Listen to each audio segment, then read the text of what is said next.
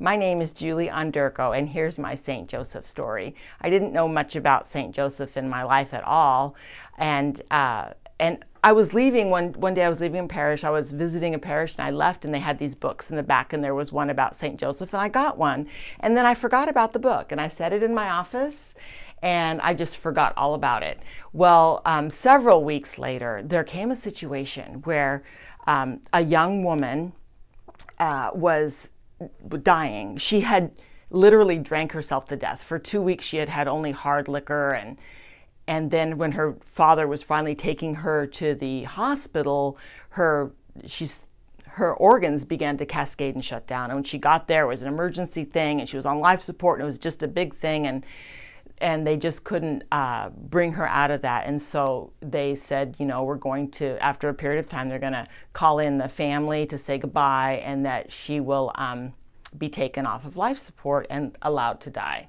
And so I didn't know what I should do. Like, should I go support the family? It was kind of an awkward situation. Didn't know what I should do. And I was talking to my spiritual director, and he said, you should pray. Just pray. And that's all he said. So I happened to walk into my office right after I got done with that conversation with my spiritual director, and I saw the back of that book on St. Joseph, and it was a quote from Teresa of Avila saying that she recommended him to everybody, and that if they didn't believe her, to test him or try him, depending on the translation. Try or test St. Joseph. And this was a Sunday, and I thought, I'm going to test him.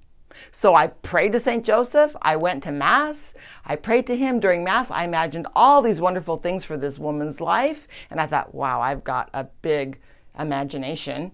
And then when Mass was over, I went into the chapel here at Christ the King, and I said a prayer, and I could just feel like the Lord was saying, she's going to live. Because I asked him, you know, is she going to live? And he said, yeah, she's going to live. And then I went out to my car later, and that was the day they were like pulling the plug, and there was a voicemail there that they had indeed pulled the plug, but that she brought up her own breathing. She brought up everything. They were disconnecting her.